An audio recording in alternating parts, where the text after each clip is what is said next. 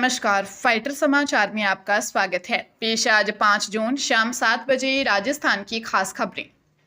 3 जुलाई से शुरू होने वाली अमरनाथ यात्रा के लिए जम्मू कश्मीर प्रशासन ने इस वर्ष सुरक्षा कारणों से पहलगाम और बालटाल दोनों मार्गों को पूरी तरह नो फ्लाइंग जोन घोषित कर दिया है। सुरक्षा एजेंसियों की सलाह पर लिए गए इस फैसले के तहत यात्रा के दौरान हेलीकॉप्टर, ड्रोन, यूएवी और गुब्बारों जैसी सभी उड़ान सेवाओं पर रोक रहेगी। श्री अमरनाथ जी श्राइन बोर्ड ने हेलीकॉप्टर सेवाएं बंद करने की पुष्टि करते हुए श्रद्धालुओं से वैकल्पिक व्यवस्था करने की अपील की है। हेलीकॉप्टर सेवा उपलब्ध न होने से विशेष रूप से बुजुर्ग और दिव्यांग यात्रियों को पारंपरिक साधनों जैसे पैदल मार्ग, घोड़े, पालकी सेवाओं का ही सहारा लेना पड़ेगा। पिछले वर्षों में बड़ी संख्या में लोग इस हवाई सेवा का लाभ उठाते थे, लेकिन इस बार सुरक्षा को प्राथमिकता देते हुए यात्रियों को अपनी यात्रा की योजना पारंपरिक तरीकों को ध्यान में रखकर ही बनानी होगी।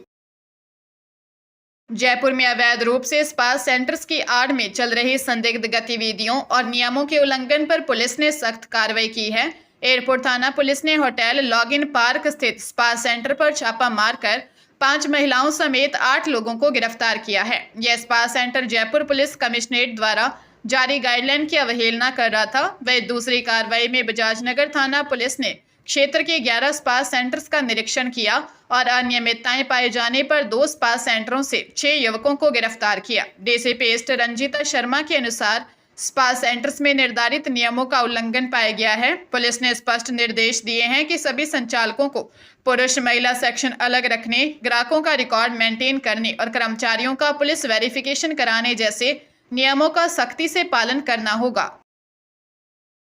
नेट यूजी 2026 पेपर लीक विवाद के बीच आगामी 21 जून 2026 को होने वाले री एग्जाम का प्रश्न पत्र टेलीग्राम पर एडवांस में बेचने का दावा सोशल मीडिया पर वायरल हो रहा है।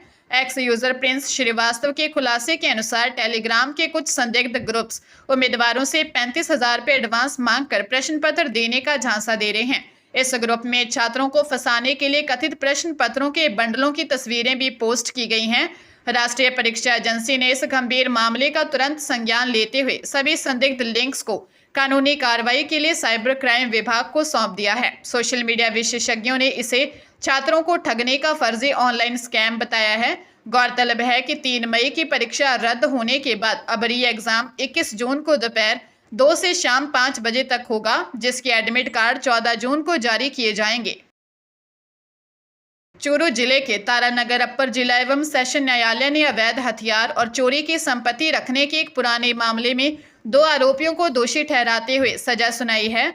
अपर जिला एवं सेशन न्यायाधीश संतोष कुमार मीणा ने हनुमानगढ़ जिले के निवासी जगत सिंह उर्फ कालू और बलराम को दोषी पाया। न्यायालय ने दोनों दोषियों को 3-3 वर्ष के कठोर कारावास और 10-10 हजार रुपये जुर्माने की सजा से दंडित किया है। जुर्माना राशि जमा न करने पर दोषियों को 6 माह की अतिरिक्त कारावास भुगतना होगा। यह मामला वर्ष 2018 में साहवा थाने में दर्ज किया गया था। मामले की सुनवाई के दौरान अभियोजन पक्ष की ओर से अपर लोक अभियोजक पंकज कुमार स्वामी ने पैरवी की। उन्होंने अदालत के समक्ष पुख्ता साक्ष्य और तथ्य प्रस्तुत किए, जिसके आधार पर न्यायालय ने गवाहों और सबूतों को ध्यान में रखते हुए यह फैसला सुनाया।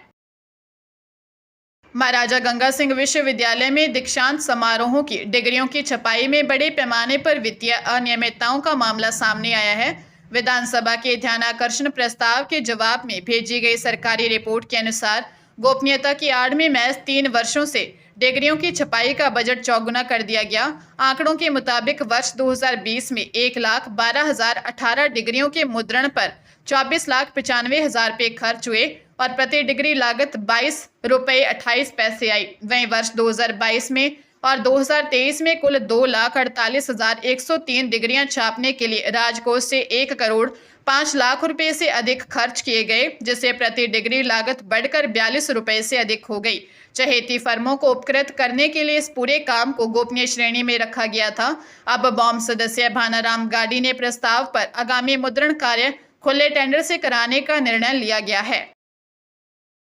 सीबीएसई की ऑन स्क्रीन मार्किंग में आ रही बड़ी गड़बड़ियों के कारण होनहार छात्रों का भविष्य संकट में पड़ गया है। कई विद्यार्थियों के उत्तर पुस्तिकाओं में पन्ने गायब हैं, जिससे 10वीं में 90% अंक और जेईई मेन में शानदार परसेंटाइल लाने वाले छात्र भी 12वीं में फेल हो गए हैं। कोटा में जेईई की तैयारी कर रही छात्रा वंशिका गोयल की गणित की कॉपी से 3 पन्ने गायब मिले, जिससे परीक्षकों ने शुरुआती 19 प्रश्नों पर नॉट अवेलेबल लिख दिया। वहीं नीट की तैयारी कर रही भव्या और जेईई मेन क्वालिफाई करने वाले कनिष्क जैसे कई होनहारों को फेल या बेहद कम अंक दिए गए हैं। इस वजह से जेईई एडवांस्ड क्वालिफाई करने के बावजूद छात्र आईआईटी और एनआईटी में प्रवेश के लिए जरूरी न्यूनतम 75% अंकों का क्राइटेरिया पूरा नहीं कर पा रहे हैं। इस अव्यवस्था से छात्रों का बोर्ड मूल्यांकन प्रक्रिया से भरोसा उठ गया है। सीकर की सदर थाना पुलिस ने कार्रवाई करते हुए 4 शातिर साइबर ठगों को गिरफ्तार किया है। थानाधिकारी इंद्राज मरोडिया ने बताया कि मुखबिर से मिली सूचना के आधार पर पुलिस टीम ने बाडलवास में दबिश देकर आरोपी अशोक, संदीप, अतुल और विकास को दबोचा। पुलिस ने इनके कब्जे से एक स्कॉर्पियो गाड़ी, 4 mobile phone, 21 SIM card, 2 bank passbook और 3 एटीएम कार्ड बरामद किए हैं। पुलिस पूछताछ में खुलासा हुआ कि यह गिरोह सीकर और आसपास के क्षेत्र में लोगों को लोन दिलाने का झांसा देता था। लोन के नाम पर वे लोगों से फोटो और आईडी लेकर उनके बैंक खाते खुलवा लेते थे। इसके बाद आरोपी एटीएम कार्ड, दस्तावेज और उनके नाम के सिम खुद रख लेते थे और उनकी जानकारी के बिना इन खातों का उपयोग ऑनलाइन धोखाधड़ी की रकम के लेन देन के लिए करते थे। भीलवाड़ा के बागोर थाना क्षेत्र में बेटी की शादी से 4 दिन पहले एक पिता की हत्या कर दी गई, जिससे शादी की खुशियां मातम में बदल गई। लक्ष्मणगढ़ कॉलोनी में 8 जून को होने वाली शादी के कार्यक्रम स्थल को लेकर परिवार और समाज के लोगों में विवाद हो गया था। मृतक विनोद अपनी बेटी की शादी आमली कॉलोनी में करना चाहता था, जबकि उसका भतीजा किशन और पड़ोसी इसे कॉलोनी में शादी करने पर अड़े थे। मामूली कहा सुनी ने इतना तूल पकड़ा कि भतीजे ने साथियों संग मिलकर विनोद पर हमला कर दिया। गंभीर हालत में विनोद को महात्मा गांधी अस्पताल ले जाया गया, जहां डॉक्टरों ने उन्हें मृत घोषित कर दिया। घटना के बाद आरोपी फरार हो गया। पुलिस ने हत्या का मामला दर्ज कर आरोपियों की तलाश में टीमें रवाना कर दी हैं। पंजाब के तरनतारन में एक पावरकॉम कर्मचारी को हनी ट्रैप का शिकार बनाकर हजारों रुपए वसूलने का मामला सामने आया है। कल्ला गांव निवासी पीड़ित हरजिंदर पावरकॉम में सहायक लाइनमैन के पद पर तैनात है। को राजविंदर कौर नामक महिला ने फोन कर बीमार बेटी के लिए तत्काल खून की जरूरत बताकर तरनतारन बुलाया। वहां महिला अपने घर के एक कमरे में ले गई और दरवाजा बंद कर दिया। कुछ देर बाद वहां 3 अन्य व्यक्ति पहुंच गए, जिन्होंने पीड़ित की अश्लील तस्वीरें खींच ली। आरोपियों ने तस्वीरें सोशल मीडिया पर वायरल करने की धमकी देकर 1 लाख रुपए मांगे और डर के कारण पीड़ित से गूगल पे के माध्यम से 72,400 रुपए ट्रांसफर किए तथा नकदी भी छीन ली। पीड़ित की शिकायत पर थाना सिटी तरनतारन पुलिस ने राजविंदर कौर, गुरलाल सिंह, प्रताप सिंह और साहिल अरोड़ा के खिलाफ मामला दर्ज कर जांच शुरू कर दी है। हरियाणा के गुरुग्राम के बांसलियार गांव में एक व्यक्ति ने अपनी पत्नी की हत्या कर दी और मौके से फरार हो गया। मृतका की पहचान 36 वर्षीय काजल देवी के रूप में हुई है, जो मूल रूप से यूपी मथुरा की निवासी थी। वह अपने पति नरेंद्र सिंह और 4 बच्चों के साथ यहां रहती थी। दोनों पति पत्नी निजी कंपनी में मजदूर के तौर पर काम करते थे। घटना वाली रात जब पति देर से घर पहुंचा तो उसने अपनी पत्नी को किसी से फोन पर बात करते देखा। पूछने पर फोन मांगने पर जब पत्नी ने मना किया तो दोनों के बीच विवाद हो गया, जिसके बाद गुस्से में आकर पति ने वारदात को अंजाम दिया। घटना के समय 4 बच्चे छत पर सो रहे थे। आईएमटी थाना प्रभारी सुनील बेनीवाल ने बताया कि मृतका के भाई राजवीर की शिकायत पर मामला दर्ज कर शव का पोस्टमार्टम करवाया गया है और आरोपी की तलाश जारी है। जयपुर के गोविंद देव जी मंदिर परिसर में आयोजित नानीबाई का मायरो कथा के दौरान धार्मिक आयोजनों में चोरी और लूटपाट करने वाली एक अंतर्राज्यीय गैंग का पुलिस ने पर्दाफाश किया है।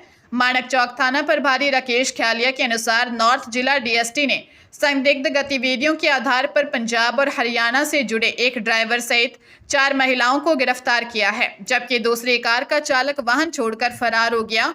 गिरफ्तार आरोपियों में किरणदीप कौर, रणवीर कौर, परमजीत कौर, गुलजिंदर सिंह तथा बबली शामिल है। पुलिस से बचने के लिए भागते समय आरोपियों ने अपनी कारों से कई वाहनों को टक्कर मारी, लेकिन पुलिस की घेराबंदी कर उन्हें दबोच लिया। पुलिस रिकॉर्ड के अनुसार इनमें से 3 महिलाओं के खिलाफ पहले से 5, 6 और 7 आपराधिक मामले दर्ज हैं। पुलिस अब फरार आरोपी की तलाश और इनके नेटवर्क की जांच कर रही है।